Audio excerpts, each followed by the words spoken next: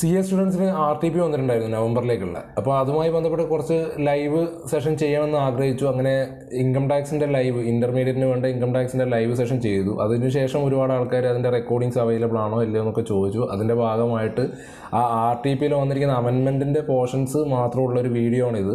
അതിൻ്റെ complete question answer സെഷനും complete റെക്കോർഡിങ്സും ആവശ്യമുള്ള ആൾക്കാർ ഒരു നോമിനൽ പേയ്മെൻറ്റ് അടച്ചു കഴിഞ്ഞാൽ അതിൻ്റെ ലിങ്ക് പ്രൊവൈഡ് ചെയ്യുന്നതാണ്. അതിൻ്റെ ബാക്കിയുള്ള ഡീറ്റെയിൽസ് അറിയാൻ വേണ്ടിയിട്ട് താഴെ കാണുന്ന നമ്പറിൽ വാട്സപ്പ് ചെയ്താൽ മതി. ഓക്കെ, അപ്പോൾ നിങ്ങൾ RTP കാണുക. കൂടുതൽ എന്തെങ്കിലും ക്ലാരിഫിക്കേഷനോ കാര്യങ്ങളോ ആവശ്യമുണ്ടെങ്കിൽ അതിൻ്റെ റെക്കോർഡിങ്സ് അവൈലബിൾ ആണ് പറയുന്നത്. അപ്പോൾ നിങ്ങൾ ചെയ്യേണ്ട കാര്യങ്ങൾ, ഒന്നാമത് നമുക്ക് കാര്യമായിട്ടൊരു ചേഞ്ച് വന്നിരിക്കുന്നത് സർചാർജ് എന്ന് പറഞ്ഞൊരു കോൺസെപ്റ്റ് ആണ്. അപ്പോൾ ബേസിക് കോൺസെപ്റ്റിൽ സർചാർജിനെ കുറിച്ച് വളരെ ഡീറ്റെയിൽ ആയിട്ട് എന്ത് ചെയ്തിട്ടുണ്ട്, RTPയിൽ പ്രതിപാദിച്ചിട്ടുണ്ട്. അപ്പൊ ഞാൻ അതിന് ഏറ്റവും ചുരുങ്ങിയ ഭാഷയിൽ നിങ്ങൾക്ക് ഏറ്റവും എളുപ്പത്തിൽ മനസ്സിലാവുന്ന കാര്യങ്ങൾ പറയാം. ഈ ഇൻഡിവിജ്വൽ HEF, അതേപോലെ AOP, BOI, ആരൊക്കെ? Individual HEF, AOP, BOI, artificial judicial person എന്ന് പറഞ്ഞ ആൾക്കാർക്കൊക്കെ എന്തുണ്ട്, ഇത് വന്നിട്ടുണ്ട്. സർചാർജ് എന്ന് പറഞ്ഞ കാര്യത്തിൽ ഒരു ചേഞ്ച് വന്നിട്ടുണ്ട്. ആ സർചാർജ് ഇങ്ങനെയാണ്, നിങ്ങൾ പഠിച്ചിട്ടുണ്ടോ എന്ന് അറിയില്ല, ശ്രദ്ധിക്കേണ്ട കാര്യമാണ്.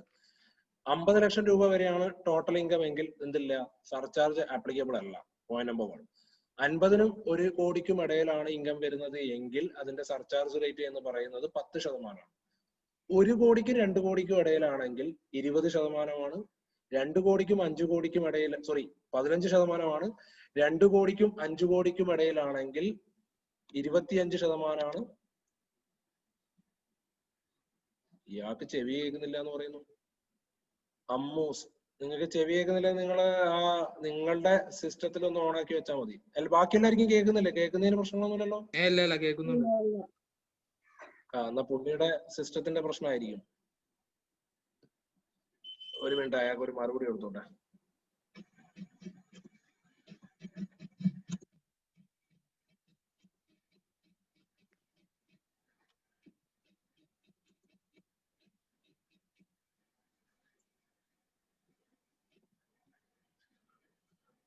Okay, shall we start? ഒന്നും കൂടി ഞാൻ റീസ്റ്റാർട്ട് ചെയ്യാം. പ്രധാനപ്പെട്ട കാര്യങ്ങളാണ് ഞാൻ പറയുന്നത്. ഒന്ന്, individual HEF, AOP, BOI, artificial judicial person, ഇവരുമായിട്ട് ബന്ധപ്പെട്ട സർചാർജിനെ കുറിച്ചാണ് ഏറ്റവും ആദ്യം ഇതിനകത്ത് പ്രതിപാദിച്ചിരിക്കുന്നത്. സർചാർജ് എന്ന് പറയുന്നത്, നമ്മൾ നോർമലി നമുക്ക് 50 ലക്ഷം രൂപയിൽ താഴെയാണ് ടോട്ടൽ ഇൻകം വരുന്നത് എങ്കിൽ നോർമൽ കേസിൽ എന്തില്ല, സർചാർജ് ഇല്ല. Then 50 ലക്ഷത്തിനും 1 കോടിക്കും ഇടയിലാണെങ്കിൽ 10% surcharge. 1 കോടിക്കും 2 കോടിക്കും ഇടയിലാണെങ്കിൽ 15% സർചാർജ്. 2 കോടിക്കും 5 കോടിക്കും ഇടയിൽ ഇൻകം ഉള്ള ആൾക്കാർക്ക് ആ 2 കോടി മുതൽ 5 കോടി വരെ ഉള്ളതിന് 25% സർചാർജ്. 5 കോടിക്ക് മുകളിൽ വരുന്നുണ്ടെങ്കിൽ 37% സർചാർജ് എന്നുള്ളതാണ് ഈ നമ്മുടെ സർചാർജുമായിട്ട് ബന്ധപ്പെട്ട കാര്യം. അതിനകത്ത് കാര്യമായിട്ട് വന്നിരിക്കുന്ന അമെൻമെന്റ് എന്ന് പറയുന്നത്, ഈ 2 കോടിക്ക് മുകളിൽ വരുന്ന ഇൻകത്തിൽ ലോങ് ടേം ക്യാപിറ്റൽ ഗെയിൻ എന്ന് പറഞ്ഞാൽ സെക്ഷൻ 112A പ്രകാരം വരുന്ന ഇൻകമോ, 112A അത് നോട്ട് ചെയ്ത് വെച്ചോ, 112A പ്രകാരം വരുന്ന ഇൻകമോ, അല്ലെങ്കിൽ short term capital gain under section 111A പ്രകാരം വരുന്ന ഇൻകമോ ഉണ്ടെങ്കിൽ, ഏതൊക്കെ സെക്ഷൻസ് ആണ്? 111A-യും 112A-യും വരുന്നുണ്ട് എങ്കിൽ അതിന് നിങ്ങൾ എത്ര ടാക്സ് അടക്കേണ്ടതുള്ളൂ, സർചാർജ് അടക്കേണ്ടതുള്ളൂ? എത്ര സർചാർജ് അടക്കേണ്ടതുള്ളൂ? വെറും 15% മാത്രമേ അടക്കേണ്ടതുള്ളൂ. എന്ന് പറഞ്ഞാൽ 2 കോടിക്ക് മുകളിൽ വരുന്ന ഇൻകത്തിന് നോർമലി ഈ പറയുന്ന കാറ്റഗറിയിൽപ്പെട്ട ആൾക്കാർ 15% സർചാർജ് എങ്കിൽ പോലും ഇവരെ സംബന്ധിച്ചിടത്തോളം എത്ര അടച്ചാൽ മതി? ആ ഇൻകത്തിന്, ആ പെർട്ടിക്കുലർ ഇൻകത്തിന്, ആ പറയുന്ന 2 സെക്ഷൻ പ്രകാരം പറയുന്ന ഇൻകത്തിന് എത്ര ശതമാനം അടച്ചാൽ മതി?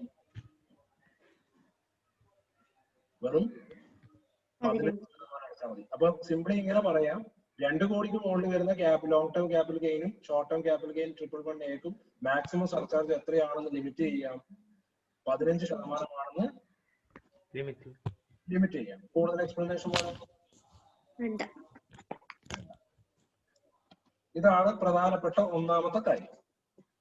അതിന്റെ കുറെ കാൽക്കുലേഷൻ, ഒരു ചെറിയ ഇല്ലസ്ട്രേഷൻ പോലെയൊക്കെ ഇവിടെ എന്ത് ചെയ്തിട്ടുണ്ട്, തന്നിട്ടുണ്ട്. നമുക്ക് കാൽക്കുലേഷൻ പാർട്ട് ലാസ്റ്റ് ചെയ്യാം. ഓക്കെ, അതല്ലേ നല്ലത്? ആ ഓക്കെ. പിന്നെ രണ്ടാമത്തെ അമെന്റ്മെന്റ് എന്ന് പറയുന്നത് ഇവര് തന്നിരിക്കുന്നത് PGBP-യിലാണ്. പക്ഷെ അതിനു മുമ്പ് നിങ്ങൾക്ക് അറിഞ്ഞിരിക്കേണ്ട രണ്ട് കാര്യങ്ങളുണ്ട്. ഒന്ന്, സെക്ഷൻ 9 ഒരു ചെറിയ അമെന്റ്മെന്റ് വന്നിട്ടുണ്ട്. സെക്ഷൻ 9 അമെന്റ്മെന്റ് ഞാൻ ഓൾറെഡി വീഡിയോ ചെയ്തിട്ടുണ്ടായിരുന്നു, എന്നാലും ഒരു റിപ്പീറ്റേഷൻ എന്നുള്ള രീതിയിൽ പറയാം. സെക്ഷൻ 9 പറഞ്ഞിരിക്കുന്ന ഒരു കാര്യം ആഡ് ചെയ്തത്, ഒരു റെസിഡന്റിന്റെ കയ്യിൽ നിന്ന് ഒരു നോൺ റെസിഡന്റ് ഗിഫ്റ്റ് ആയിട്ട് വല്ലതും കിട്ടുകയാണെങ്കിൽ, അല്ലെങ്കിൽ ഒരു നോൺ റെസിഡന്റിന് ഏതെങ്കിലും റെസിഡന്റിന്റെ കയ്യിൽ നിന്ന് ഗിഫ്റ്റ് ആയിട്ട് വലിയ എമൗണ്ടോ കാര്യങ്ങളോ പ്രോപ്പർട്ടിയോ മൂവബിൾ പ്രോപ്പർട്ടിയോ എന്തെങ്കിലുമൊക്കെ കിട്ടുകയാണെങ്കിൽ ആ കിട്ടുന്ന എമൗണ്ട് ഡീംഡ് ഇന്ത്യൻ ഇൻകം എന്ന് പറഞ്ഞ കാറ്റഗറിയിൽ വരും.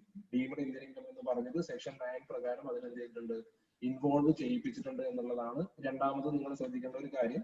അപ്പോ ഒരു നോൺ റെസിഡന്റിന് ഏതെങ്കിലും ഒരു റെസിഡന്റിന്റെ കയ്യിൽ നിന്ന് ഒരു പ്രീവിയസ് ഇയറിൽ ഇന്ത്യക്ക് പുറത്ത് വെച്ച് എന്ത് ഇൻകം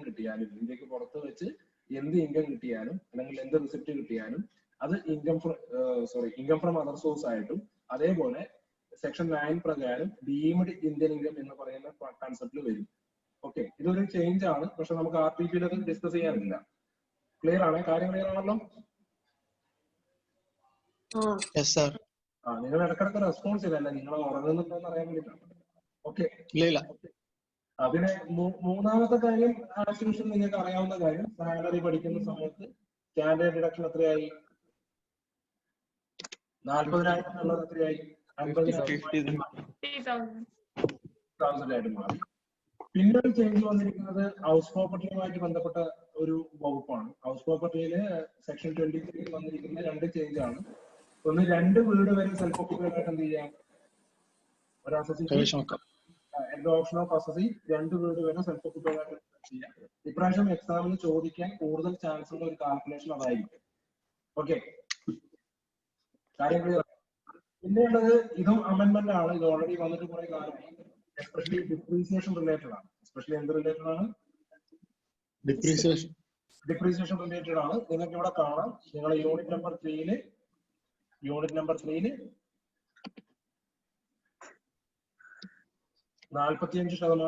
ഒരു 30% ഡിപ്രീസിയേഷൻ. പക്ഷെ അതിനൊരു കണ്ടീഷൻ, 2 കണ്ടീഷൻ പറഞ്ഞിട്ടുണ്ട്. ഈ മോട്ടോർ വെഹിക്കിൾ എന്ന് വെച്ചാൽ കാറ് പോലെയുള്ള സാധനങ്ങളല്ലാത്ത, കാർ ആയിക്കോട്ടെ കുഴപ്പമില്ല, മോട്ടോർ ബസ്, അതേപോലെ motor lorries, motor taxi. Simply ഇത്ര പറയാം, bus, lorry, taxi. Bus, lorry, taxi. ഈ 3 സാധനങ്ങൾക്കും ഇൻ ബിറ്റ്വീൻ ആ ഡേറ്റ് നിങ്ങൾ ഓർമ്മിച്ചു നോക്കുക, കാരണം മൺമടൊക്കെ ചോദിക്കാൻ കൂടുതൽ ചാൻസ് ഉള്ളതാണ്. 23/8/2019, 23/8/2019, then 31/3/2020 ഇൻ ബിറ്റ്വീൻ. ഈ 2 ഡേറ്റിന്റെ ഇടയിൽ എന്ത് ചെയ്യണം? ഒന്ന് പർച്ചേസ് ചെയ്യണം. എന്ത് ചെയ്യണം? പർച്ചേസ് ചെയ്യണം. പിന്നെ ഒരു കണ്ടീഷൻ കൂടി പറഞ്ഞിരിക്കുന്നത്, it must be put to use. Mark ചെയ്യുന്നത് നിങ്ങൾക്ക് കാണാൻ പറ്റുന്നുണ്ടല്ലോ? അത് ഇമ്പോർട്ടന്റ് ആണ്. മാർക്ക് ചെയ്യുന്ന കാര്യങ്ങളൊക്കെ put to use. അപ്പൊ പർച്ചേസ് നടക്കേണ്ടത് ഈ പീരീഡിലായിരിക്കണം. പിന്നെ മാത്രമല്ല, അത് നിർബന്ധമായിട്ട് ഉപയോഗിക്കുകയും വേണം.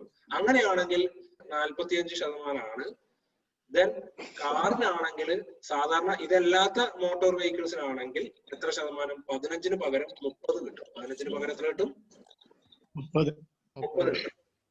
ഇതിന് മുമ്പുള്ള ഡേറ്റിന് എത്ര കിട്ടുള്ളൂ? 30-ഉം 15-ഉം തന്നെ റെസ്പെക്റ്റീവ്ലി ആണ് എന്ത് ചെയ്യുക, കിട്ടുക. ഇത് നിങ്ങൾക്ക് PGBP-യുടെ പ്രോബ്ലംസ് ഒക്കെ ചോദിക്കാവുന്ന ഒരു അഡ്ജസ്റ്റ്മെന്റ് ആണ്. എന്തായാലും CA പഠിക്കുന്ന കുട്ടികൾക്ക് അതിന്റെ കമ്പൽസറി ക്വസ്റ്റ്യൻ മിക്കവാറും വരുന്നത് ഒരു PGBP-യുടെ ക്വസ്റ്റ്യൻ ബേസ് ആയിട്ടാണ് ചോദിക്കുക. So it is very important. അപ്പൊ അതൊന്ന് ക്ലിയർ ചെയ്യാം. ഓക്കെ, അപ്പൊ നമുക്ക് അടുത്തേക്ക് പോവാം. ഡൗട്ട് വല്ലതും ഉണ്ടോ?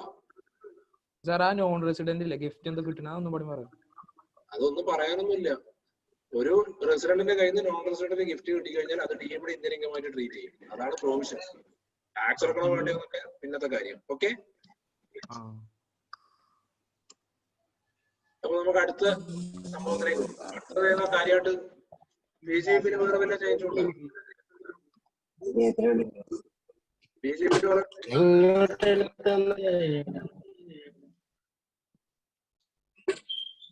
നമുക്കിനി അടുത്തത് നോക്കേണ്ടത് ക്യാപിറ്റൽ ഗെയിനുമായിട്ട് ബന്ധപ്പെട്ട വിഷയമാണ്. Capital gain.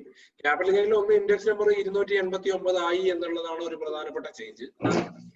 ഇൻഡെക്സ് നമ്പർ 289, അത് എല്ലാവർക്കും അറിയാവുന്ന കാര്യം. പിന്നെയുള്ളത് സെക്ഷൻ 54 പറഞ്ഞിരിക്കുന്ന ഒരു ചേഞ്ച് ആണ്. എക്സംഷനുമായിട്ട് ബന്ധപ്പെട്ട ഒരു ചേഞ്ച് ഉണ്ട്. എക്സംഷനുമായിട്ട് ബന്ധപ്പെട്ട ചേഞ്ച് ഇല്ല. എക്സംഷൻ ഇമ്പോർട്ടന്റ് ആണ്, പഠിക്കേണ്ടതാണ്. ഒരു ഇൻഡിവിജ്വലിന് വീട് വിറ്റിട്ട് വീട് വാങ്ങിക്കുകയാണെങ്കിൽ, വീട് വിറ്റിട്ട് വീട്ടിൽ ഇൻവെസ്റ്റ് ചെയ്യുകയാണെങ്കിൽ, ഒരു പഴയ വീട് വിറ്റു എന്നിട്ട് ഒരു പുതിയ വീട്ടിൽ ഇൻവെസ്റ്റ് ചെയ്യുകയാണെങ്കിൽ എക്സംഷൻ കിട്ടുന്നതിനെ കുറിച്ച് പറഞ്ഞതാണ് 54. അതിനകത്ത് വന്നിരിക്കുന്ന ചേഞ്ച് ഇതാണ്. ഒരു വ്യക്തിക്ക് 2 വീടുകളിൽ വേണമെങ്കിൽ എന്ത് ചെയ്യാം? ഇൻവെസ്റ്റ് ചെയ്യാം. ലൈഫ് ടൈമിൽ മാക്സിമം അദ്ദേഹത്തിന് 2 കോടി രൂപ വരെ എക്സംഷൻ ക്ലെയിം ചെയ്യാം. മാക്സിമം 2 കോടി രൂപ വരെ എക്സംഷൻ ക്ലെയിം ചെയ്യാം. അത് നിങ്ങളുടെ RTP-യിൽ ഇല്ല. അത് നിങ്ങളുടെ RTP-യിൽ ഇല്ല. ഓക്കെ. അടുത്ത വന്നിരിക്കുന്നത് ഇൻകം ഫ്രം അതർ സോഴ്സിലാണ്. ഇത് കഴിഞ്ഞ RTP-യിൽ ഇല്ലാത്തൊരു കാര്യമാണ്. ഇത് പുതുതായിട്ട് വന്നതാണ് കേട്ടോ. കഴിഞ്ഞ RTP-യിൽ ഇത് അവര് ഇൻക്ലൂഡ് ചെയ്തിട്ടുണ്ടായിരുന്നില്ല. ഇതിപ്പോ ലേറ്റസ്റ്റ് ആയിട്ട് വന്നാന്ന് പറയാം. അതിൽ പറഞ്ഞിരിക്കുന്നത് ഇത് നമ്മുടെ നാട്ടിലൊന്നും ബാധകമല്ല. ആകെ ഡൽഹിയിലുള്ള ഒരു കൺസെപ്റ്റിന്റെ ബേസിലാണ്. ഡൽഹിയിലുള്ള കൺസെപ്റ്റ് ഒരു ഡൽഹിയിലുള്ള ഗവൺമെന്റിന്റെ ഒരു തീരുമാനപ്രകാരം വന്നിരിക്കുന്ന ഒരു കാര്യമാണ്. ഇതിനകത്ത് ഇത്രയേ ഉള്ളൂ. നമുക്കറിയാം, ഒരു വർഷം 50,000 രൂപയിൽ കൂടുതൽ വിത്തൗട്ട് കൺസിഡറേഷനോ ഇനാഡിക്വേറ്റ് കൺസിഡറേഷനോ കാരണം ഒരു വ്യക്തിക്ക് വല്ലതും കിട്ടുകയാണെങ്കിൽ അത് കിട്ടുന്ന വ്യക്തിയെ സംബന്ധിച്ച് അത് ഗിഫ്റ്റ് ആയിട്ട് ട്രീറ്റ് ചെയ്യണമെന്നും ആ ഗിഫ്റ്റിന് എന്ത് ചെയ്യണമെന്നും ടാക്സ് അടക്കണമെന്നുമാണ് പറഞ്ഞിട്ടുണ്ടായിരുന്നത്. അതില് ചെറുതായിട്ടൊരു ചേഞ്ച് എന്ത് ചെയ്തിട്ടുണ്ട്, വന്നിട്ടുണ്ട്. അത് പറഞ്ഞിരിക്കുന്നത് ഈ പറഞ്ഞ ഗിഫ്റ്റ് ആയിട്ട് ട്രീറ്റ് ചെയ്യേണ്ട, അതുകൊണ്ട് ടാക്സ് അടക്കേണ്ട കാര്യവുമില്ല. ഓക്കെ. അതിന് വരുന്ന ഈ ഞാൻ പറയുന്ന ലൈനൊന്ന് നോക്കിയാൽ മതി. ഇതൊന്നും നിങ്ങൾ എങ്ങനെ ഡീറ്റെയിൽ ആയിട്ട് പഠിക്കേണ്ട, പക്ഷെ എക്സാമിന് വൺ വേർഡ് ചോദിക്കാം. Inserted rule number 11 UAC to provide that the provision of section 56(2) subclause X shall not apply to any immovable property. ഏതിന് മാത്രമാണ്? Immovable property. Any immovable property, especially being it must be Land or building. Land and building or both. Received by a resident. Of an unauthorized colony. Unauthorized colony എന്നുള്ള വേർഡിന് ഭയങ്കര importance ഉണ്ട്. Unauthorized colony in the national capital territory of Delhi. എവിടെ വെച്ച് കിട്ടണം? ഡൽഹിയിൽ. അങ്ങനെ കിട്ടുകയാണെങ്കിൽ അതെന്തല്ല, gift ആയിട്ട് എന്ത് ചെയ്യേണ്ട ആവശ്യമില്ല, ഗിഫ്റ്റ് ആയിട്ട് ടാക്സ് ചെയ്യേണ്ട കാര്യം ഇല്ല. അതെന്താ കൺസെപ്റ്റ് എന്ന് വെച്ച് കഴിഞ്ഞാല്, ഈ ഡൽഹിയിലൊക്കെ ചേരി പ്രദേശങ്ങളൊക്കെ ഉണ്ടാവുമല്ലോ, നിങ്ങൾക്ക് അറിയുമെന്ന് അറിയില്ല, ചേരി പ്രദേശങ്ങൾ ഉണ്ടാവും. അപ്പൊ അവിടെയൊക്കെ ഇവർക്ക് ലീഗലി അതിന്റെ ഓണർഷിപ്പും കാര്യങ്ങളൊന്നും ഉണ്ടാവില്ല. പക്ഷെ കുറെ വർഷങ്ങളായിട്ട് ആരെങ്കിലും കൈവശം വെക്കുന്നതിന്റെ പേരിൽ അവരോട് ഗവൺമെന്റ് എന്ത് ചെയ്യാൻ പറഞ്ഞു? ഒഴിഞ്ഞു പോകാൻ വേണ്ടി പറഞ്ഞു. എന്ത് ചെയ്യാൻ പറഞ്ഞു? ഒഴിഞ്ഞു പോകാൻ വേണ്ടി പറഞ്ഞു. അപ്പൊ ഒഴിഞ്ഞു പോകണമെങ്കിൽ ഇവർക്ക് എന്തെങ്കിലും പൈസ കൊടുക്കണ്ടേ? പൈസ കൊടുക്കുന്നതുമായി ബന്ധപ്പെട്ടിട്ട് ആരുടെ കയ്യിലാണ് ഇപ്പൊ അതിന്റെ നിയമപ്രകാരമുള്ള രീതിയിൽ ഒരു മുതലാളി എന്ന് പറയാൻ പറ്റുന്നത്, അവർക്കൊക്കെ എന്ത് കൊടുത്തു? കോമ്പൻസേഷൻ കൊടുത്തു. അപ്പൊ ഈ കോമ്പൻസേഷൻ കിട്ടുന്നത് എന്തായാലും ട്രീറ്റ് ചെയ്തോണം. കോമ്പൻസേഷൻ എന്നൊന്നും പറഞ്ഞിട്ടില്ല, ഒരു എമൗണ്ട് കൊടുക്കുന്ന പറഞ്ഞിരിക്കുന്നത്. അവിടുന്ന് ഒഴിഞ്ഞു പോകുന്നതിന് എന്ത് കൊടുക്കും? ഒരു എമൗണ്ട് കൊടുക്കും. ആ എമൗണ്ട് അൺഓതറൈസ്ഡ് കോളനിയിൽപ്പെട്ട ഒരു റെസിഡന്റിനാണ് കിട്ടുന്നത് എങ്കിൽ അത് ഗിഫ്റ്റ് ആയിട്ട് എന്ത് ചെയ്യേണ്ട ആവശ്യമില്ല, ടാക്സ് ചെയ്യേണ്ട കാര്യമില്ല എന്നാണ് നമ്മളോട് പറഞ്ഞിരിക്കുന്നത്. ഇതും റെലവന്റ് ആണ് എന്ന് ചോദിച്ചാൽ ഇത് വൺ വേർഡ് ചോദിക്കുന്നുണ്ടെങ്കിൽ മാത്രമേ ഉള്ളൂ. വേറെ ഇതിന് പ്രത്യേകിച്ച് ഒരു അപ്ലിക്കേഷൻ ഉള്ളതായിട്ട് എനിക്ക് തോന്നുന്നില്ല. പക്ഷെ അടുത്ത കാര്യം വളരെ ഇമ്പോർട്ടന്റ് ആണ്. അപ്പൊ ഞാൻ ആദ്യം ഈ ഇമ്പോർട്ടൻസ് എന്ന് പറയുന്ന കാര്യം എന്ന് പറഞ്ഞാൽ, പണ്ട് പറഞ്ഞിരിക്കുന്നത് ഒരു ഡേറ്റ് ഉണ്ട്, 29/1/2020. ഡേറ്റ് നോട്ട് ചെയ്തോ? 29/1.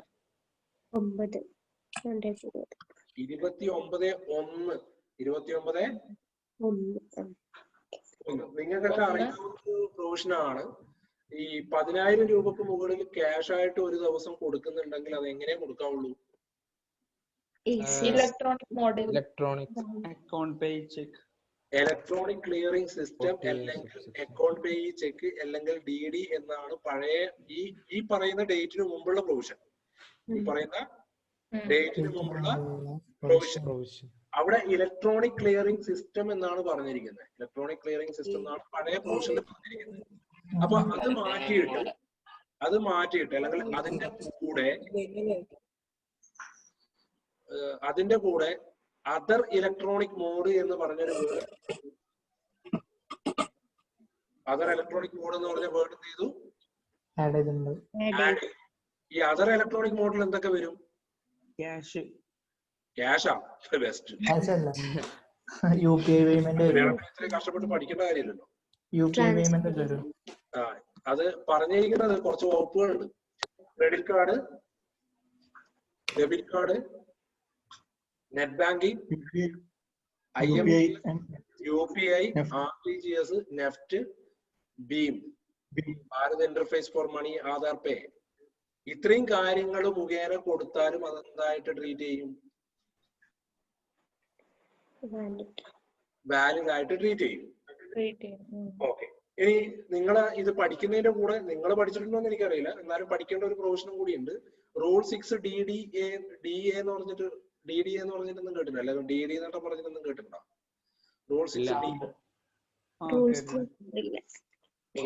DD എന്ന് പറയുന്നത് സാധാരണഗതിയിൽ എക്സംഷനുമായിട്ട് ബന്ധപ്പെട്ടിട്ടാണ്. അതായത് 10,000 മുകളിൽ ക്യാഷ് കൊടുത്താലും കുഴപ്പമില്ലാത്ത സിറ്റുവേഷൻ. അതിനകത്ത് ഒരു പ്രൊവിഷൻ ഉണ്ട്. ഈ ബാങ്ക് സമരം നടക്കുന്ന ദിവസം അല്ലെങ്കിൽ പബ്ലിക് ഹോളിഡേയ്സിനൊക്കെ നമുക്ക് എന്ത് ചെയ്യാം? ബാങ്ക് ഹോളിഡേയ്സ് എന്ന് പറയുന്നത് നല്ലത്. ബാങ്ക് ഹോളിഡേയ്സിനൊക്കെ വേണമെങ്കിൽ നമുക്ക് എന്ത് ചെയ്യാം? ഒരു പൈസ നമുക്ക് ക്യാഷ് ആയിട്ട് കൊടുക്കുന്നതിന് ഒരു ബുദ്ധിമുട്ടില്ല എന്നുള്ള ഒരു രീതിയിൽ ഒരു പ്രൊവിഷൻ അതിനകത്ത് ഉണ്ടായിരുന്നു. അതിലും എന്ത് വരും?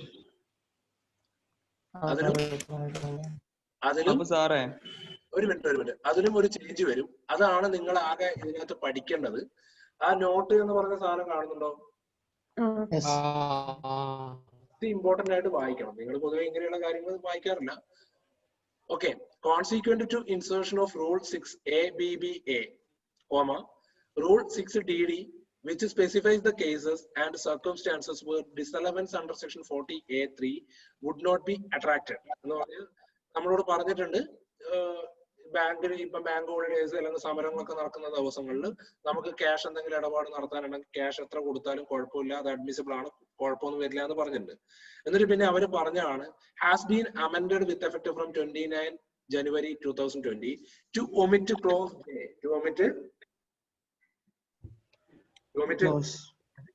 J thereof, providing for exclusion of payment required to be made on a day on which the banks were closed, either on account of holiday or strike from the purview of Section 40A(3).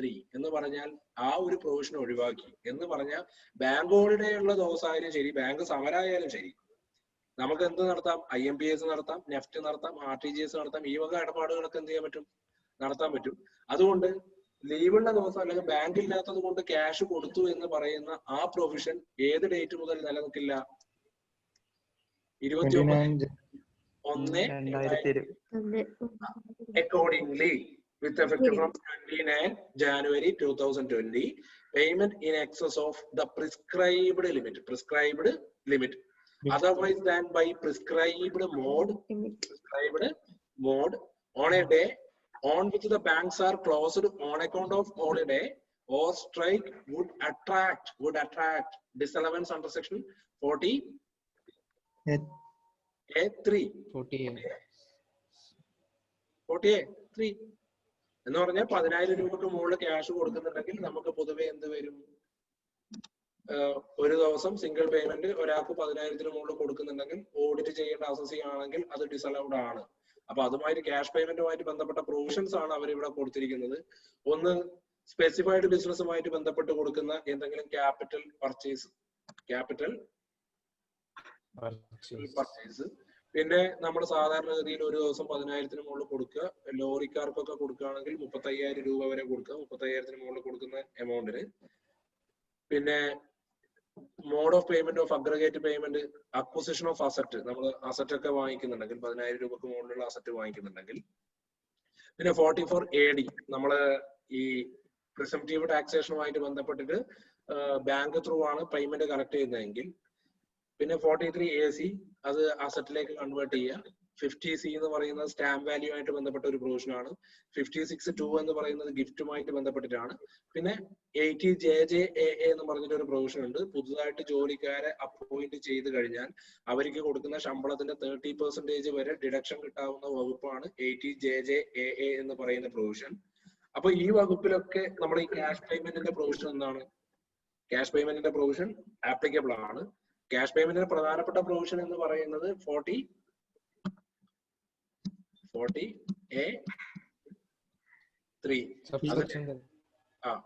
Rule 6 DD ആണ് അതിന്റെ exception. ഇപ്പം പുതിയൊരു provision എന്ത് ചെയ്തു? Insert ചെയ്തു. Any other electronic mode. അത് വന്നതുകൊണ്ട് ആകെയുള്ള ബുദ്ധിമുട്ടായിരിക്കാണ് ബാങ്ക് ലീവ് ആയതുകൊണ്ട് അല്ലെങ്കിൽ ബാങ്ക് സമരം ആയതുകൊണ്ട് പൈസ കൊടുത്തു എന്ന് പറയാൻ പറ്റുന്ന പ്രൊവിഷൻ എന്ത് ചെയ്തു? ഇല്ലാതായി എന്ന് മാത്രം മനസ്സിലാക്കി വെച്ചാൽ മതി. ഡേറ്റ് ഓർമ്മിച്ചു വെക്കുക. 29/1. ബാങ്ക് ഹോളിഡേ അത് മാത്രമേ കൺസിഡർ ചെയ്യാൻ വേറെ ഇതുമില്ല. വേറെ പ്രത്യേകിച്ച് പ്രശ്നങ്ങളൊന്നും വരുന്നില്ലല്ലോ. ബാക്കിയുള്ള റൂൾ 6 DDയിലുള്ള എക്സംഷൻസ് ഒക്കെ അവൈലബിൾ ആണ്. ഓക്കെ, നമ്മളിങ്ങനെ കുറെ കഷ്ടപ്പെട്ട് പഠിക്കുന്നത് ഇതിന്റെ ആവശ്യമില്ലല്ലോ.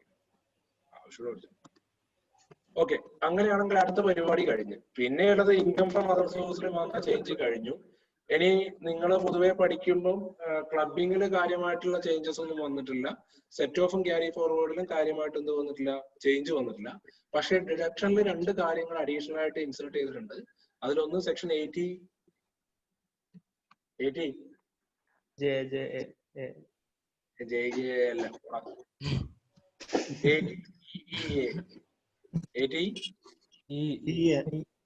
ഇത് അമെൻഡഡ് ആണ്. ഇതെല്ലാം നിങ്ങൾ പഠിച്ചിട്ടുണ്ടാവുമല്ലോ.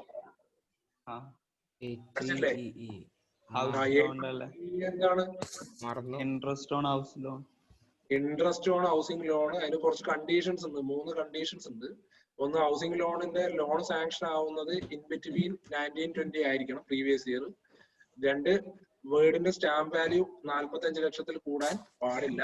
3ാമത്തെ ഒരു കണ്ടീഷൻ ഉണ്ട്, ലോൺ സാങ്ഷൻ ആവുന്ന ടൈമിൽ, ആ ഒരു പെർട്ടിക്കുലർ ടൈമിൽ അസസിക്ക് ഒരു വീട് ഉണ്ടാവാൻ പാടില്ല. ഈ 3 കണ്ടീഷനും ഓക്കെ ആണെങ്കിൽ അസസി അതിന് അഫോർഡബിൾ ഹൗസിംഗ് സ്കീം എന്നാ പറയാ. അത് പ്രകാരം ഒരു വീട് ഉണ്ടാക്കുകയും അതിന് ഇൻട്രസ്റ്റ് കൊടുക്കുകയും ചെയ്താൽ നോർമലി അയാൾക്ക് എന്ത് കിട്ടും? 1.5 ലക്ഷം രൂപ വരെ അപ് ടു മാക്സിമം 1,50,000 വരെ ഡിഡക്ഷൻ കിട്ടും 80EEA എന്ന് പറയുന്ന പോർഷൻ പ്രകാരം. Loan should be sanctioned during the previous year 2019-20 അങ്ങനെ വേണ്ടേ? അതന്നെയല്ലേ ഞാൻ ആദ്യം പറഞ്ഞത്. സ്റ്റാമ്പ് ഡ്യൂട്ടി ലാൻഡിന് മാത്രമല്ല ഉണ്ടാവുള്ളൂ, ഹൗസിനും ഉണ്ടാവും സ്റ്റാമ്പ് ഡ്യൂട്ടി പറയുമ്പോ? എനിക്ക് നോളജ് കുറവാണ്. സാധാരണഗതിയിൽ എന്റെ അറിവില് വീട് വെക്കുമ്പോൾ സ്റ്റാമ്പ് ഡ്യൂട്ടിയൊക്കെ കൊടുക്കുന്നല്ലേ പറയുന്നത്. ലാൻഡിനല്ലേ സ്റ്റാമ്പ് വാല്യൂ ഉണ്ടാവും ശരിക്കും? ബിൽഡിങ്ങിനും ഉണ്ടാവുമല്ലോ. Okay okay. സാർ ഇപ്പൊ പറഞ്ഞ 80EEA അതൊന്നും പറയോ? അതിന് ഫീസ് തരേണ്ടി വരും. ഇത് നിങ്ങൾ നേരത്തെ പഠിക്കുക. ഇതൊന്നും RTP ഇല്ലാത്ത കാര്യമാണ്. 80EA ഒരു ഇൻഡിവിജ്വലിന് മാത്രം കിട്ടുന്ന, റെസിഡന്റ് ഇൻഡിവിജ്വലിന് മാത്രം കിട്ടുന്ന ഡിഡക്ഷൻ ആണ്. ലോൺ എടുക്കുക, അഫോർഡബിൾ ഹൗസിംഗ് സ്കീം എന്ന് പറഞ്ഞിട്ടുള്ള ഒരു പരിപാടിയുമായിട്ട് ബന്ധപ്പെട്ട്, അതായത് ന്യായമായ വിലക്ക് ഒരു വീട് സംഘടിപ്പിക്കുക എന്നുള്ള ഉദ്ദേശത്തോടു കൂടി ലോൺ എടുക്കുന്ന ആൾക്കാർ, ഒരു ഇൻഡിവിജ്വലിന് ലോൺ സാങ്ഷൻ ആവുന്നത് 19-20 പ്രീവിയസ് ഇയറിൽ ആവുകയും വീടിന്റെ സ്റ്റാമ്പ് വാല്യൂ എന്ന് പറയുന്നത് 45 ലക്ഷത്തിൽ താഴെ ആവുകയും ദെൻ ലോൺ സാങ്ഷൻ ആവുന്ന സമയത്ത് അസസിക്ക് വേറെ ഒരു വീടും ഇല്ല എങ്കിൽ അസസിക്ക് കിട്ടുന്ന ഡിഡക്ഷൻ ആണ് അപ് ടു മാക്സിമം 1,50,000 വരെ. അതിന് കൊടുക്കുന്ന ഇൻട്രസ്റ്റിന് ഡിഡക്ഷൻ കിട്ടും. ഓക്കെ. അതിന് കഴിഞ്ഞിട്ട് പിന്നെ അതിന്റെ കൂടെ തന്നെ വന്ന ഒരു അമെന്റ്മെന്റ് ആണ് 80EEB. അതും വളരെ സിമ്പിൾ ആണ്. ഇലക്ട്രിക് വെഹിക്കിൾ വാങ്ങിക്കുന്ന, ഇലക്ട്രിക് വെഹിക്കിൾ ഉണ്ടല്ലോ, നമ്മളെ പൊല്യൂഷൻ ഒക്കെ കൺട്രോൾ ചെയ്യാൻ വേണ്ടിട്ട് ഇലക്ട്രിക് വെഹിക്കിളിനെ പ്രൊമോട്ട് ചെയ്യാൻ വേണ്ടിയിട്ട് ഗവൺമെന്റ് ചെയ്ത ഒരു പരിപാടിയാണ്. 2019 ഏപ്രിൽ 1-നും 2023 മാർച്ച് 31-നും ഇടയിൽ, 2023 മാർച്ച് 31-നും ഇടയിൽ ഏതെങ്കിലും ഒരു ഇൻഡിവിജ്വല് എന്ത് വാങ്ങിച്ചാൽ, ലോൺ എടുത്തിട്ട് ഇലക്ട്രിക് വെഹിക്കിൾ വാങ്ങിച്ചാൽ അതിന് കൊടുക്കുന്ന ഇൻട്രസ്റ്റ് അപ് ടു 1,50,000 rupees വരെ എന്താണ്? Exemption exemption. ഡിഡക്ഷൻ ഡിഡക്ഷൻ കിട്ടും. എന്ത് കിട്ടും? ഡിഡക്ഷൻ കിട്ടും. ഇതാണ് നമുക്ക് പിന്നെ വന്നിരിക്കുന്ന ഒരു ചേഞ്ച്. പിന്നെ നമുക്ക് കാര്യമായിട്ട് ഡിഡക്ഷനിൽ കാര്യമായ ചേഞ്ചസ് ഒന്നും നിങ്ങളുടെ സിലബസിലില്ല. കാരണം നിങ്ങളുടെ ഇന്റർമീഡിയറ്റിന് അതൊന്നും പഠിക്കാനില്ല. ഫൈനൽ ആണെങ്കിൽ കുറച്ചും കൂടി ഉണ്ടായിരുന്നു. ഏതായാലും നിങ്ങൾ ആ ലെവലായിട്ടില്ലല്ലോ, അടുത്ത പ്രാവശ്യം പഠിക്കാം. അത് കഴിഞ്ഞാൽ പിന്നെ നമുക്കുള്ളത് സാധാരണഗതിയിൽ റിട്ടേൺ ഫയലിംഗുമായിട്ട് ബന്ധപ്പെട്ട പ്രൊവിഷൻ ആണ് പിന്നെ വരേണ്ടത്. റിട്ടേൺ ഫയലിംഗുമായിട്ട് ബന്ധപ്പെട്ട പ്രൊവിഷൻ ആണ്. റിട്ടേൺ ഫയലിംഗിനെ കുറിച്ചും ഈ RTPയിൽ എന്ത് ചെയ്തിട്ടില്ല, ഒന്നും പറഞ്ഞിട്ടില്ല. പഴയ RTPയിൽ ഉണ്ടായിരുന്നു. അത് നിങ്ങൾ പഠിച്ചു വെച്ചോ. നമ്മൾ സാധാരണഗതിയിൽ 2.5 ലക്ഷം രൂപയിൽ താഴെയാണ് ഇൻകം ഉള്ളത് എങ്കിൽ എന്ത് ചെയ്യേണ്ട ആവശ്യമില്ല. കഴിഞ്ഞ വർഷങ്ങളിലൊന്നും റിട്ടേൺ ഫയൽ ചെയ്യേണ്ട ആവശ്യങ്ങളില്ല. പക്ഷെ കഴിഞ്ഞ വർഷം പുതിയൊരു കാര്യം കൊണ്ടുവന്നിരുന്നു. പിന്നെ ഒരു ചെറിയ കാര്യം ഇന്റിമേഷൻ ആണ്. നിങ്ങൾ ഇനി പുറത്ത് പോയി കഴിഞ്ഞാൽ പുറത്ത് തന്നെ നിൽക്കുള്ളൂ. ഞാൻ റീജോയിൻ ചെയ്യിക്കില്ല കേട്ടോ. പുറത്തു പോകുന്ന ആള് പുറത്തു പോയിക്കോളാം. ഞാൻ റീജോയിൻ ചെയ്യിക്കില്ല. ഓക്കെ. ഒന്നും ഉണ്ടായിട്ടല്ല, എല്ലാ പണിയും ഞാൻ തന്നെ എടുക്കണ്ടേ. അപ്പൊ എനിക്കും മടുത്തു. അപ്പൊ പുറത്തു പോകുന്ന ആള് പുറത്തു പോയിക്കോളാം. പിന്നെ നിങ്ങൾക്ക് കയറാൻ പറ്റുമോ കയറിക്കോ. ഞാനത് ശ്രദ്ധിച്ചൊന്നും വരില്ല. കാരണം ക്ലാസ്സിൽ എന്തെങ്കിലും കാര്യമായിട്ട് പറഞ്ഞുകൊണ്ടിരിക്കുമ്പോൾ പുറത്തു പോകാൻ വരിക എന്ന് പറഞ്ഞ ഒരു ഡിസ്ട്രാക്ഷൻ ആണ്. ഓക്കെ. അപ്പൊ നമ്മള് റിട്ടേൺ ഫയലിംഗുമായിട്ട് ബന്ധപ്പെട്ട ഒരു പുതിയ 3 കാര്യങ്ങൾ ആഡ് ചെയ്തിട്ടുണ്ടായിരുന്നു. താഴെ പറയുന്ന 3-ൽ ഏതെങ്കിലും ഒരു സിറ്റുവേഷൻ ഉണ്ടെങ്കിൽ അയാള് കച്ചവടത്തിന് ലാഭമുണ്ട് അല്ലെങ്കിൽ കച്ചവടം ഇല്ല, വേറെ ഇൻകം ഇല്ല എന്നൊന്നും പറഞ്ഞിട്ട് കാര്യമില്ല. അയാൾ എന്ത് ചെയ്യണം?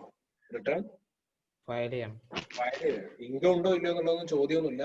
3-ൽ ഏതെങ്കിലും ഒരു കാര്യം വന്ന് എന്ത് ചെയ്തോണം? Return file ചെയ്തോണം. അതിലൊന്ന് പറഞ്ഞിരിക്കുന്നത് 1 കോടി രൂപക്ക് മുകളിൽ കറണ്ട് അക്കൗണ്ടിൽ പൈസ ഡെപ്പോസിറ്റ് ചെയ്താൽ. എത്ര കോടിക്ക് മുകളിൽ? 1 കോടിക്ക് മുകളിൽ കറണ്ട് അക്കൗണ്ടിൽ പൈസ ഡെപ്പോസിറ്റ് ചെയ്ത് കഴിഞ്ഞാൽ നിർബന്ധമായിട്ടും ഇൻകം ടാക്സ് റിട്ടേൺ എന്ത് ചെയ്യണം? ഫയൽ ചെയ്തോണം. രണ്ടാമത്തെ കാര്യം, 1 ലക്ഷം രൂപക്ക് മുകളിൽ ഇലക്ട്രിസിറ്റി ബില്ല് അടക്കുക. 1 ലക്ഷം രൂപക്ക് മുകളിൽ ഇലക്ട്രിസിറ്റി ബില്ല് അടക്കുക പ്രീവിയസ് ഇയറിൽ. മൂന്നാമതൊരു കാര്യം പറഞ്ഞിരിക്കുന്നത്, വിദേശ യാത്രകൾക്ക് വേണ്ടിയിട്ട് 1 വർഷം 2 ലക്ഷം രൂപയിൽ കൂടുതൽ ചെലവാക്കിയിട്ടുണ്ടെങ്കിൽ, ഏതിനു വേണ്ടിയിട്ട്? ഫോറിൻ യാത്ര നടത്താൻ വേണ്ടിയിട്ട് ഏതെങ്കിലും ഒരു പഹയൻ 1 വർഷം 2 ലക്ഷം രൂപക്ക് മുകളിൽ ചെലവാക്കിയിട്ടുണ്ടെങ്കിൽ അയാൾ നിർബന്ധമായിട്ട് റിട്ടേൺ ഫയൽ ചെയ്യും. ഇത്രയും കാര്യങ്ങളാണ് അതിനകത്തും കാര്യമായിട്ട് വന്നിട്ടുള്ളത്. അപ്പൊ ഇത് നിങ്ങൾ RTPയിൽ ഇല്ല, ഞാൻ ജസ്റ്റ് പറഞ്ഞു നോക്കൂ. പിന്നെ നിങ്ങൾ RTP എടുത്ത് പറഞ്ഞിരിക്കുന്ന കാര്യമാണ് TDS on cash withdrawal 194N. അതെ, അതിനു മുമ്പ് TDSുമായിട്ട് ബന്ധപ്പെട്ട 2-3 കാര്യങ്ങൾ അറിഞ്ഞിരിക്കണം. ഒന്ന്, ബാങ്ക് ഇൻട്രസ്റ്റ് 60 വയസ്സിന് താഴെയുള്ളവർക്കാണ് കൊടുക്കുന്നത് എങ്കിൽ 40 അങ്ങനെ ഒരു 40,000 ഒരു കണക്കുണ്ട്. 10,000 രൂപ. അതിനകത്ത് കുറച്ച് ആൾക്കാരുടെ സൗണ്ട് ഡിസ്റ്റർബ് ആകുന്നുണ്ട്. ഒന്ന് മ്യൂട്ട് ചെയ്യാവോ? 10,000 രൂപക്ക് മുകളിൽ ബാങ്കിൽ നിന്ന് ഇൻട്രസ്റ്റ് കിട്ടുന്നുണ്ടെങ്കിൽ TDS കട്ട് ചെയ്യണം എന്നുള്ള ഒരു പ്രൊവിഷൻ ഉണ്ടായിരുന്നു. അതിപ്പോ എത്രയാക്കിയിട്ടുണ്ട്? 40,000 മാറ്റിയിട്ടുണ്ട്. രണ്ടാമത്തെ കാര്യം, ഈ 1,80,000 മുകളിൽ റെന്റ് കൊടുക്കുന്നുണ്ടെങ്കിൽ പഴയ പ്രൊവിഷൻ പ്രകാരം 1,80,000 മുകളിൽ 1 വർഷം റെന്റ് കൊടുക്കുന്നുണ്ടെങ്കിൽ TDS കട്ട് ചെയ്യണം എന്നായിരുന്നു. അത് കഴിഞ്ഞ വർഷം 2,40,000 രൂപയാക്കി മാറ്റിയിട്ടുണ്ടായിരുന്നു. എത്രയാക്കി മാറ്റിയിട്ടുണ്ടായിരുന്നു? 2,40,000. അതിന് പുറമെ വന്നിരിക്കുന്ന 2 പ്രൊവിഷനാണ്. ഒന്ന് 194N-ഉം 2 194M-ഉം. ഇതെന്തായാലും കഴിഞ്ഞ, ശരിക്കും പറഞ്ഞാൽ മെയ് എക്സാമിന് ചോദിക്കേണ്ടതായിരുന്നു. മെയ് എക്സാമിന് എന്തായാലും ചോദിച്ചിട്ടില്ല. അതുകൊണ്ട് ഉറപ്പായിട്ട് എവിടെ ചോദിക്കും? നവംബർ. ഈ എക്സാമിന് ഉറപ്പായിട്ട് ഇതിൽ ഏതെങ്കിലും ഒരു കാര്യം വെച്ചിട്ട് ചോദിക്കും. എന്ത് കാര്യം ചോദിക്കാന്നൊന്നും എനിക്കറിയില്ല. എന്തായാലും എന്ത് ചെയ്യും? ചോദിക്കും. പിന്നെ ഇതിനകത്തും കുറച്ച് അമെന്റ്മെന്റ്സ് ഒക്കെ വന്നിട്ടുണ്ട് കേട്ടോ. പക്ഷെ അത് നിങ്ങളെ എക്സാമിന് അപ്ലിക്കബിൾ അല്ല, അതുകൊണ്ട് ഞാൻ അത് പറയുന്നില്ല. ഇത്രേ ഉള്ളൂ. വളരെ സിമ്പിൾ ആയിട്ടുള്ള കാര്യമാണ്. ഒരാളുടെ അക്കൗണ്ടിൽ നിന്ന് 1 വർഷം എത്ര കോടി കൂടുതൽ വിഡ്രോ ചെയ്യാം? 1 കോടി രൂപക്ക് മുകളിൽ വിഡ്രോ ചെയ്യാം. എത്ര കോടിക്ക് മുകളിൽ വിഡ്രോ ചെയ്യാം? 1 crore. എവിടെ നിന്നൊക്കെ വിഡ്രോ ചെയ്യാം? ഒരു bank, cooperative society, engaged in banking business, പിന്നെ പോസ്റ്റ് ഓഫീസ്.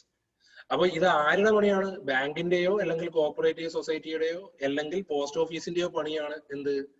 TDS കട്ട് ചെയ്യണം. അത് എത്രയാണ്? 1 കോടിക്ക് മുകളിൽ. 1 കോടിക്ക് മുകളിൽ.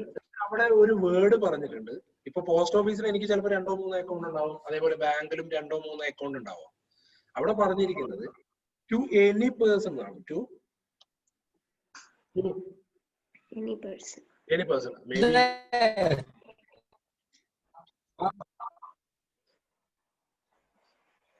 To any person. എന്നിട്ട് പിന്നെ അവിടെ പറഞ്ഞിരിക്കുന്ന ടേം ആണ് നിങ്ങൾ ശ്രദ്ധിക്കേണ്ടത്. From one or more accounts maintained by such a person with it to deduct tax at source at 2% of sum exceeding 1 crore. The deduction is to be made the time of payment of such sum എന്നാണ് പറഞ്ഞിരിക്കുന്നത്. Okay, provision ഇതാണ്. 1 കോടി താഴെയാണ് withdrawal എങ്കിൽ ഒന്നിലധികം അക്കൗണ്ടിലോ അല്ലെങ്കിൽ ഒരു അക്കൗണ്ടിലോ 1 കോടി താഴെയാണ് വിഡ്രോവൽ എങ്കിൽ നോർമലി 194N എന്തല്ല, ആപ്ലിക്കബിൾ അല്ല. ഇത് വന്നിരിക്കുന്ന ഡേറ്റ് എന്ന് പറയുന്നത് വിത്ത് എഫക്ട് ഫ്രം 1/9/2019 ശേഷമാണ്. എപ്പോഴാണ്? 1/9/2019 ശേഷം. അപ്പൊ സ്വാഭാവികമായിട്ടും ഈ ഒരു പ്രൊവിഷൻ വന്നതിന് ശേഷമുള്ള വിഡ്രോവൽ എമൗണ്ട് 1 കോടിക്ക് മുകളിലാണെന്നുള്ളതാണ് എല്ലാവരുടെയും പ്രധാനപ്പെട്ട ചോദ്യം. അവിടെ ഗവൺമെന്റിന്റെ ക്ലാരിഫിക്കേഷൻ വന്നിരിക്കുന്നതെന്ന് പറഞ്ഞാൽ 2019 ഏപ്രിൽ 1 മുതലുള്ള വിഡ്രോവൽ നോക്കും. ദെൻ TDS ഏത് എമൗണ്ടിന് മാത്രമേ പിടിക്കുള്ളൂ? 2019 സെപ്റ്റംബർ 1 മുതലുള്ള വിഡ്രോവലിന്റെ മുകളിൽ മാത്രമേ എന്ത് പിടിക്കുള്ളൂ? TDS. അപ്പൊ ഈ വിഡ്രോവൽ എമൗണ്ട് 1 കോടി കണക്കാക്കാൻ വേണ്ടിയിട്ട് ഏപ്രിൽ 1 മുതലുള്ള എമൗണ്ട് എന്ത് ചെയ്യും? കൺസിഡർ ചെയ്യും. വിഡ്രോവൽ എന്ത് ചെയ്യും? കൺസിഡർ ചെയ്യും. പക്ഷെ ഇത് TDS പിടിക്കൽ ഏതിന്റെ മുകളിലാണ്? സെപ്റ്റംബർ മുതലേ എന്ത് ചെയ്യുള്ളൂ? TDS കട്ട് ചെയ്യുള്ളൂ എന്നുള്ള കാര്യം മാത്രം നിങ്ങൾ എന്ത് ചെയ്യുക? ഓർമ്മിച്ച് വെക്കുക. എന്നിട്ട് ഈ പേയ്മെന്റ് കൊടുക്കുമ്പോൾ TDS കട്ട് ചെയ്യണം എന്ന് പറഞ്ഞ പ്രൊവിഷൻ താഴെ പറയുന്ന കുറച്ച് കേസിൽ എന്തല്ല, അതിലൊന്ന് നമ്മുടെ ATM-ല് പൈസ നിറക്കാൻ പോകുന്ന ടീമുണ്ട്.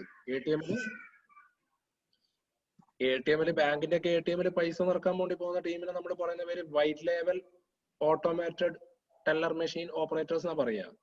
അങ്ങനെയുള്ള ആൾക്കാർക്ക് ഈ പ്രൊവിഷൻ എന്തല്ല, അവർക്ക് കൊടുക്കുന്ന പേയ്മെന്റിന് ബാങ്ക് എന്ത് ചെയ്യേണ്ട ആവശ്യമില്ല, TDS കട്ട് ചെയ്യേണ്ട ആവശ്യമില്ല. അതേപോലെ APMC agricultural produce market committee എന്ന് പറഞ്ഞ APMC എന്ന് പറയുന്ന സംഘടനക്ക് കൊടുക്കുന്ന പൈസ എന്ത് ചെയ്യേണ്ട ആവശ്യമില്ല, TDS കട്ട് ചെയ്യേണ്ട ആവശ്യമില്ല. അതേപോലെ ഫുൾ ഫ്ലഡ്ജ്ഡ് മണി ചേഞ്ചർ, വിദേശ കറൻസി ചേഞ്ച് ചെയ്ത് കൊടുക്കുന്ന ആൾക്കാർക്കും എന്താവശ്യമില്ല, ഈ TDS-ന്റെ അതായത് ഇവർക്ക് കൊടുക്കുന്ന പേയ്മെന്റിന് ബാങ്കുകൾ എന്ത് ചെയ്യേണ്ട ആവശ്യമില്ല, TDS കാര്യങ്ങളൊന്നും എന്ത് ചെയ്യേണ്ട ആവശ്യമില്ല, കട്ട് ചെയ്യേണ്ട കാര്യം ആവശ്യം ഇല്ല. പിന്നെ ആസ് യൂഷ്വൽ വേറൊരു ബാങ്കിന് കൊടുക്കുന്ന പൈസ കട്ട് ചെയ്യേണ്ട ആവശ്യമില്ല, ബിസിനസ് കറസ്പോണ്ടന്റിന് കൊടുക്കുന്ന പൈസ ആവശ്യമില്ല, പിന്നെ RBI പറയുന്ന ആൾക്കാർക്കും കൊടുക്കേണ്ട ആവശ്യമില്ല. അപ്പൊ ഈ ഒരു കാര്യം സിംപ്ലി ആലോചിക്കുക. നമ്മൾ ആകെ ചിന്തിക്കേണ്ട വിഷയത്രേ ഉള്ളൂ. എക്സാമിന് നിങ്ങളോട് ചോദിക്കാനുള്ള ആകെയുള്ള ഒരു കാര്യം എന്ന് പറഞ്ഞാൽ ഈ സെപ്റ്റംബർ 1 മുമ്പുള്ള വിഡ്രോവൽ കൺസിഡർ ചെയ്യുമോ ഇല്ലയോ എന്നുള്ളതാണ്. സെപ്റ്റംബർ 1 മുമ്പുള്ള വിഡ്രോവൽ എന്ത് ചെയ്യില്ല, TDS കട്ട് ചെയ്യില്ല. പക്ഷെ ഈ 1 CR കാൽക്കുലേറ്റ് ചെയ്യാൻ വേണ്ടി ഏത് കാൽക്കുലേറ്റ് ചെയ്യും, ഏതെടുക്കും? അതിന് മുമ്പുള്ള പീരീഡിലുള്ള വിഡ്രോവലും കൂടി എന്ത് ചെയ്യും, കൺസിഡർ ചെയ്യും എന്ന് മാത്രം. ഓക്കെ. പിന്നെ ആർക്കെങ്കിലും ക്ലാരിഫിക്കേഷൻ ആവശ്യമുണ്ടെങ്കിൽ നമുക്ക് ലാസ്റ്റ് സെഷനിൽ ക്വസ്റ്റ്യൻ ആൻസർ ആയിട്ട് വെക്കാം കേട്ടോ. മുടിഞ്ഞ ഓക്കെ. പിന്നെ ഇത് എപ്പോഴാണ് കട്ട് ചെയ്യേണ്ടത്, എപ്പോഴാണ് പേ ചെയ്യേണ്ടത് എന്നുള്ള ചെറിയൊരു കാര്യമുണ്ട്. അത് നമുക്ക് ലാസ്റ്റ് സെഷനിൽ പറയാം. പിന്നെയുള്ളത് 194M എന്ന് പറഞ്ഞ ഒരു പ്രൊവിഷൻ ആണ്. 194M ഇത് ആർക്ക് മാത്രം ബാധകമാവുന്നതാണ്? Only for individual HEF. Only for individual and HEF. രണ്ടാമത്തെ കാര്യം, ഇവര് ഒരിക്കലും ബിസിനസ് ചെയ്യുന്ന ആൾക്കാരായിരിക്കരുത്. കാരണം ബിസിനസ് ചെയ്യുന്ന ആൾക്കാർക്ക് പൊതുവെ എന്തുണ്ടാവും, TDS-ന്റെ പ്രൊവിഷൻ എന്താണ്, TDS-ന്റെ പ്രൊവിഷൻ എന്താണ്, അപ്ലിക്കബിൾ ആണ്. അതുകൊണ്ട് അവരെ സംബന്ധിച്ച് പ്രത്യേകിച്ച് നമ്മൾ എന്ത് ചെയ്യേണ്ട ആവശ്യമൊന്നുമില്ല, ഡിസ്കഷൻ ഒന്നും പോകേണ്ട കാര്യമില്ല. ഡിസ്കഷൻ ഒന്നും പോണ്ട വെറുതെ. കാര്യമില്ല. പക്ഷെ അങ്ങനെ അല്ലാത്ത ഏതെങ്കിലും ഒരു ഇൻഡിവിജ്വലോ HEFO അങ്ങനെ അല്ലാത്ത ഏതെങ്കിലും ഒരു ഇൻഡിവിജ്വലോ HEFO എന്ത് കൊടുക്കുകയാണെങ്കിൽ ഒരു കോൺട്രാക്ട് പേയ്മെന്റ് കൊടുക്കുകയാണെങ്കിൽ റെസിഡന്റ് ആയിട്ടുള്ള ഒരു കോൺട്രാക്ടർക്ക് എന്ത് കൊടുക്കുകയാണെങ്കിൽ പേയ്മെന്റ് കൊടുക്കുകയാണെങ്കിൽ ആ പേയ്മെന്റ് 50 ലക്ഷം രൂപക്ക് മുകളിൽ വരുന്നുണ്ടെങ്കിൽ ആ പേയ്മെന്റ് എത്ര ലക്ഷം രൂപക്ക് മുകളിൽ വരുന്നുണ്ടെങ്കിൽ 50 ലാഖിന് മുകളിൽ വരുന്നുണ്ടെങ്കിൽ 50 ലാഖിന് മുകളിൽ വരുന്നുണ്ട് എങ്കിൽ ഒരു വർഷത്തെ മൊത്തം തുകയാണ്. ഒരു വർഷം 50 ലക്ഷത്തിന് മുകളിൽ കൊടുക്കുന്നുണ്ട് എങ്കിൽ നിർബന്ധമായിട്ടും അവരെന്ത് ചെയ്യണം? 5% TDS കട്ട് ചെയ്യണം. 5% TDS കട്ട് ചെയ്യണം. അത് ഒരു പേയ്മെന്റ് മാത്രമാണ്. അതേപോലെ ഇനി കമ്മീഷൻ ആയാലും 50 ലക്ഷത്തിന് മുകളിൽ കൊടുക്കുന്നുണ്ടെങ്കിൽ എന്ത് ചെയ്യണം? TDS കട്ട് ചെയ്യണം. പിന്നെ പ്രൊഫഷണൽ ഫീസ് ആയിട്ട് 50 ലക്ഷത്തിന് മുകളിൽ കൊടുക്കുന്നുണ്ടെങ്കിലും എന്ത് കട്ട് ചെയ്യണം? TDS കട്ട് ചെയ്യണം. ഈ 3 കാര്യങ്ങൾക്കാണ് ഈ 194M എന്ന് പറയുന്ന പ്രൊവിഷൻ എന്താവുക? അപ്ലിക്കബിൾ ആവുക. പക്ഷെ ഇത് ആർക്ക് മാത്രമേ ഉള്ളൂ? Only for individual HUF. Individual HUF. Only for individual HUF. എന്നിട്ട് അവര് പറഞ്ഞൊരു കാര്യം നോക്കുക, അവർക്ക് ഈ പറയുന്ന പ്രൊവിഷൻസ് എന്താവാൻ പാടില്ല? ആപ്ലിക്കബിൾ ആവാൻ പാടില്ല. 194C, 194H, 194J, ഈ 3 അതാണ് ഇതിന്റെ മുകളിൽ പറഞ്ഞ കാര്യം. ഈ 1, 2, 3 എന്ന് പറഞ്ഞ സാധനം അതാണ്. ആ പ്രൊവിഷൻസ് അപ്ലിക്കബിൾ അല്ലാത്ത ഏതെങ്കിലും ഒരു ഇൻഡിവിജ്വലോ HEFO ആർക്കെങ്കിലും ഇതേപോലെ പേയ്മെന്റ് 50 ലക്ഷത്തിന് മുകളിൽ കൊടുക്കുന്നുണ്ടെങ്കിൽ അവർ എത്ര ശതമാനം കൊടുക്കുന്ന എമൗണ്ടിൽ എത്ര ശതമാനം? 5% TDS എന്ത് ചെയ്യണം? കട്ട് ചെയ്യണം. കട്ട് ചെയ്താൽ മാത്രം മതിയോ? കൊടുക്കണം. പേയ്മെന്റ് നടത്തണം. പേയ്മെന്റ് നടത്തണ്ടേ? അപ്പൊ പേയ്മെന്റ് നടത്താൻ വേണ്ടിയിട്ട് ഇവർക്ക് എന്തുണ്ട്? പേയ്മെന്റ് നടത്താൻ ലിയബിലിറ്റി ഉണ്ട്. എന്തുണ്ട്? ലിയബിൾ. ഒരു ഡേറ്റും കാര്യമൊക്കെ ഉണ്ട്. അത് നിങ്ങൾ പഠിച്ചു വെച്ചോ. എക്സാമിന് 1 വേർഡ് ചോദിക്കാൻ ചാൻസ് കൂടുതലാണ്. റൂൾ 32C പ്രകാരം എപ്പോഴാണ് ഇതിൽ TDS റെമിറ്റ് ചെയ്യേണ്ടത്? ഏത് മാസമാണോ കട്ട് ചെയ്യുന്നത് ആ മാസം കഴിഞ്ഞിട്ട് തൊട്ടടുത്ത വിത്തിൻ 30 days, തൊട്ടടുത്ത 30 days. ഇവിടെ കൃത്യമായിട്ട് അവരെന്ത് ചെയ്തിട്ടുണ്ട്? 7th ഇടാലോ സാറേ. ഇതാണ് നിങ്ങളുടെ കുഴപ്പം. നിങ്ങൾ എന്തെങ്കിലും കാണാപ്പാടം പഠിച്ചു വെച്ചതുകൊണ്ട് എല്ലാ സാധനത്തിനും അത് തന്നെയാണ് അപ്ലിക്കബിൾ ആവുക. അതുകൊണ്ടല്ലേ അവരിത് എടുത്ത് കൃത്യമായിട്ട് ഇങ്ങനെ പറഞ്ഞിരിക്കുന്നത്. അതുകൊണ്ടല്ലേ ഞാൻ നിങ്ങളോട് എന്തായാലും ഇത് പഠിക്കണം, എക്സാമിന് ചോദിക്കാനുള്ള ചാൻസ് കൂടുതലാണ്. എന്താ കുട്ടി ഇതൊക്കെ മോശമല്ലേ? ഓക്കെ, ഈ ഒരു കേസിന്റെ TDS പേ ചെയ്യേണ്ടത് ഏത് മാസമാണോ കട്ട് ചെയ്യുന്നത് അതിന്റെ തൊട്ടടുത്ത മാസം 30-ാം തീയതിക്കുള്ളിൽ എന്ത് ചെയ്താൽ മതി? അടച്ചാൽ മതി.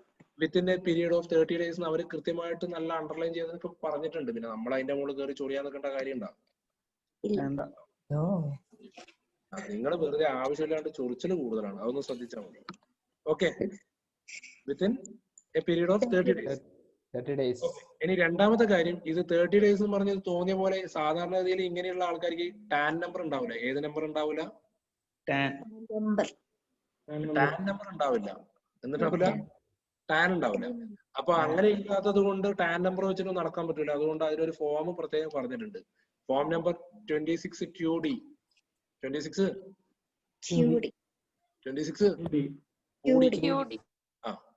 അത് കഴിഞ്ഞിട്ട് ഫോം നമ്പർ 16D പ്രകാരം 15 ദിവസത്തിനുള്ളിൽ എന്ത് ചെയ്യണം? അതിനൊരു റിട്ടേണും കൂടി എന്ത് ചെയ്യണം? അത് സ്റ്റേറ്റ്മെന്റ് എന്താ പറയാ? ചെല്ലാൻ കം സ്റ്റേറ്റ്മെന്റ് എന്ത് ചെയ്യണം? ഫയല് ചെയ്യണം.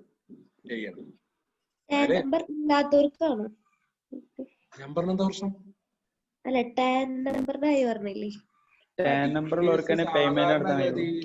TDS കട്ട് ചെയ്യണമെങ്കിൽ TDS ആരാണോ കട്ട് ചെയ്യുന്നത് അവർക്ക് അനുവദിച്ചു കൊടുക്കുന്ന നമ്പർ ആണ് tan number, tax deduction account number എന്നാണ് പറയാ. ഈ പറഞ്ഞ ആൾക്കാർക്ക് ചിലപ്പോ എന്തുണ്ടാവില്ല, മനസ്സിലായി? ഈ 194M മാത്രമുള്ള പ്രൊവിഷൻ ആണ് ഈ 26 QD എന്ന് പറഞ്ഞ ഫോം. Okay, doesn't matter. അപ്പൊ ഇതിന് ഞാൻ കൂടുതൽ പറയേണ്ട കാര്യമൊന്നുമില്ലല്ലോ? ഇല്ല. അങ്ങനെയാണെങ്കിൽ പിന്നെ അതിന്റെ സബ്മിഷനും കാര്യം പറഞ്ഞു. പിന്നെ ഫയലിംഗ് ഓഫ് റിട്ടേണിന്റെ കാര്യം പറഞ്ഞിരിക്കുന്നത്. ഇത് ആധാരമായിട്ട് കണക്ട് ചെയ്യാന്ന് പറഞ്ഞിട്ട് കുറെ കൊല്ലായി ഇവര് തുടങ്ങിയിട്ട് ഇതുവരെ എന്ത് ചെയ്തിട്ടില്ല? പാൻ നമ്പറിനെ ആധാറുമായിട്ട് കണക്ട് ചെയ്യാന്ന് പറഞ്ഞൊരു പ്രൊവിഷൻ ഉണ്ടായിരുന്നു. അതിപ്പം 2021 മാർച്ച് 31 വരെയൊക്കെ നീട്ടിയിട്ടുണ്ട്. ഓക്കെ, ഇവിടെ ഇപ്പൊ പറഞ്ഞ കാര്യം എന്ന് പറഞ്ഞാൽ നമ്മള് പല സ്ഥലത്തും ഒരു നിശ്ചിത എമൗണ്ടിൽ കൂടുതൽ പേയ്മെന്റ് നടത്തുമ്പോൾ അതിന് നമ്മൾ പാൻ കാർഡും കൂടി സബ്മിറ്റ് ചെയ്യണം എന്നുള്ള ഒരു പ്രൊവിഷൻ ഉണ്ട്. ഈവൻ 10 ലക്ഷത്തിന് മുകളിൽ വണ്ടി വാങ്ങിക്കുന്നുണ്ടെങ്കിൽ പാൻ കാർഡ് കൊടുക്കണം, 50,000 മുകളിൽ പോസ്റ്റ് ഓഫീസ് സേവിങ്സ് എടുക്കുന്നുണ്ടെങ്കിൽ പാൻ കാർഡ് കൊടുക്കണം എന്നൊക്കെ പറഞ്ഞിട്ട്, ബാങ്കിലെ 50,000 മുകളിൽ പൈസ എടുക്കുന്നുണ്ടെങ്കിൽ പാൻ നമ്പർ കൊടുക്കണം എന്നൊക്കെ പറഞ്ഞിട്ടില്ലേ? അതൊന്നും വേണ്ട, പാൻ ഇല്ലാത്ത ആൾക്കാർ എന്ത് കൊടുത്താലും മതി, ആധാർ കാർഡ് കൊടുത്താൽ മതി എന്ന് പറഞ്ഞിട്ടുള്ള ഒരു പ്രൊവിഷനാണ്. ദെൻ അങ്ങനെ ആധാർ കാർഡ് കൊടുത്ത ആൾക്കാർക്ക് പൊതുവെ എന്ത് ചെയ്യേണ്ട ആവശ്യമില്ല, പാൻ നമ്പറിന് അപ്ലിക്കേഷൻ കൊടുക്കേണ്ട കാര്യമില്ല എന്നും പറഞ്ഞിട്ട് വന്ന അമെന്റ്മെന്റ് ആണെന്ത്. സാധാരണഗതിയിൽ നമ്മൾ പാൻ എടുക്കണമെങ്കിൽ എന്ത് കൊടുക്കണം? ഒരു ആപ്ലിക്കേഷൻ ഫോം ഫില്ല് ചെയ്ത് അതിന് നമ്മളെ ഫോട്ടോ ഒട്ടിച്ച് അതിന്റെ കൂടെ ഒരു ID പ്രൂഫ് ഒക്കെ വെച്ചിട്ട് എന്ത് ചെയ്യണം? സബ്മിറ്റ് ചെയ്യണം. അപ്പൊ ഈ ഒരു ഏരിയയിൽ പറഞ്ഞിരിക്കുന്നത്, 10ാമത്തെ ചാപ്റ്ററിൽ പറഞ്ഞിരിക്കുന്നത്, നിങ്ങൾ ഏതെങ്കിലും പാൻ കാർഡ് കൊടുക്കേണ്ട സ്ഥലങ്ങളിൽ ഒരു ആധാർ കാർഡ് നമ്പർ കൊടുത്തിട്ടുണ്ട് എങ്കിൽ നിങ്ങൾ സെപ്പറേറ്റ് ആയിട്ട് എന്ത് ചെയ്യേണ്ട ആവശ്യമൊന്നും ഇല്ല, പാൻ അപ്ലൈ ചെയ്യണ്ട. ഇനി പാൻ അപ്ലൈ ചെയ്യുന്നുണ്ടെങ്കിൽ തന്നെ എന്താ ആവശ്യമില്ല താനും, നിങ്ങൾ ID പ്രൂഫും മറ്റു ഡോക്യുമെന്റ്സ് ഒന്നും കൊടുക്കണ്ടെന്നും പറഞ്ഞിട്ടുള്ള കാര്യമാണ് ഇവിടെ പറഞ്ഞിരിക്കുന്നത്. ഓക്കെ, അത് പറഞ്ഞത് കുറെ ഉണ്ടെങ്കിലും അതിന്റെ രത്ന ചുരുക്കമാണ് ഞാൻ പറഞ്ഞത്, നിങ്ങളെ ബുദ്ധിമുട്ടിക്കണ്ടെന്ന് വെച്ചിട്ടാണ്. പിന്നെ എനിക്ക് കാര്യമായിട്ട് എന്താ ഉള്ളത്, ഇവര് പ്രത്യേകം എടുത്ത് പറഞ്ഞ കാര്യമാണെന്ത്, ഈ ഡേറ്റ് റിലാക്സേഷൻ. ഈ കോവിഡ് വന്നപ്പം ഗവൺമെന്റ് ഒരുപാട് ഡേറ്റ് റിലാക്സേഷൻ, TDS അടക്കുന്ന ഡേറ്റ്, ടാക്സ് അടക്കുന്ന ഡേറ്റ് ഒക്കെ അങ്ങോട്ടും ഇങ്ങോട്ടൊക്കെ മാറ്റിയിട്ടുണ്ടായിരുന്നു. അതൊന്നും നിങ്ങളുടെ എക്സാമിന് എന്ത് ചെയ്യില്ല, ഈ പറഞ്ഞ ആൾക്കാരൊന്നും ചോദിക്കില്ല. ഈ പറഞ്ഞ ആൾക്കാരൊന്നും എന്ത് ചെയ്യാൻ പോണില്ല, ചോദിക്കാൻ പോണില്ല.